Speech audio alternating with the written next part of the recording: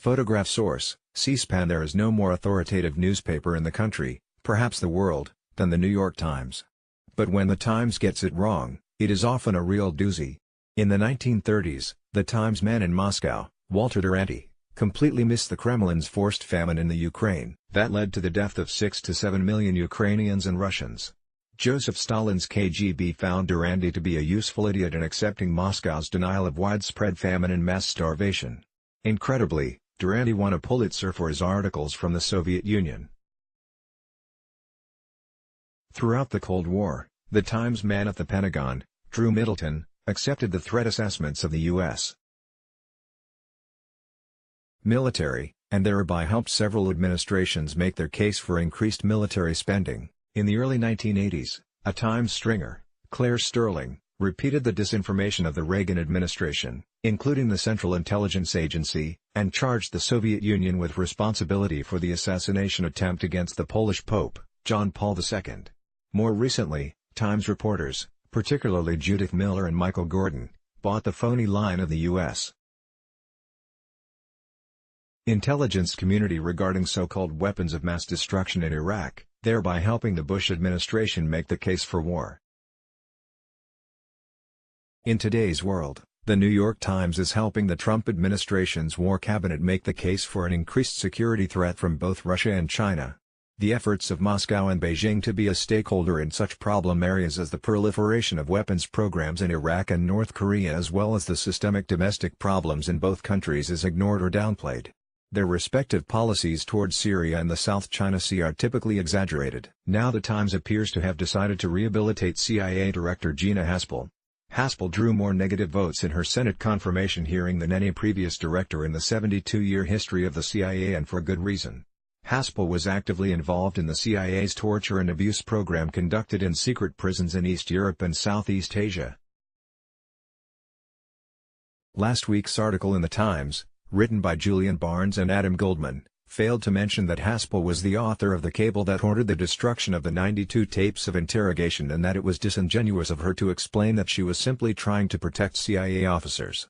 Like most operatives who administer torture and abuse, the CIA officers were hooded and in no need of protection.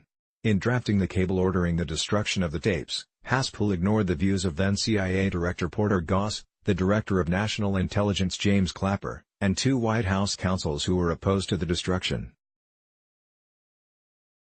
Instead, Haspel followed the instructions of her boss, Jose Rodriguez, the CIA's notorious former deputy director for operations and former director of the Counterterrorism Center.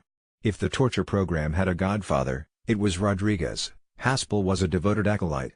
The Department of Justice investigated the entire episode, but no one was charged with obstruction of justice even though the White House and a federal judge had ordered that the tapes be protected.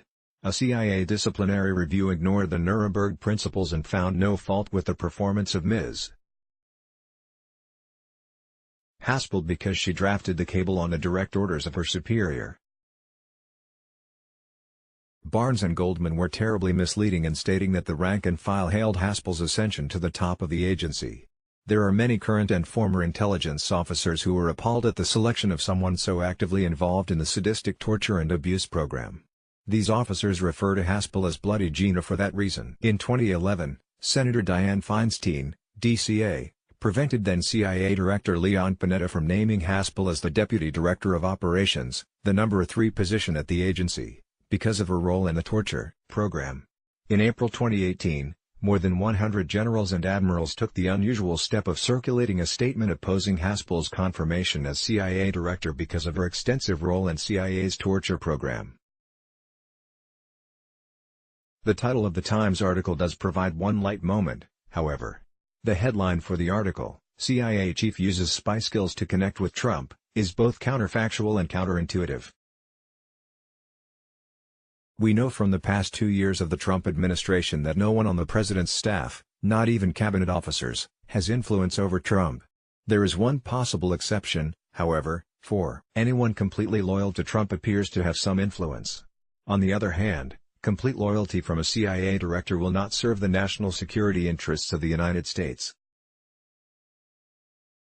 I am envious of the ability of Barnes and Goldman to discuss aspects of Haspel's role in the torture and abuse program because the CIA's Publications Review Board redacted my discussion in a manuscript I submitted a year ago.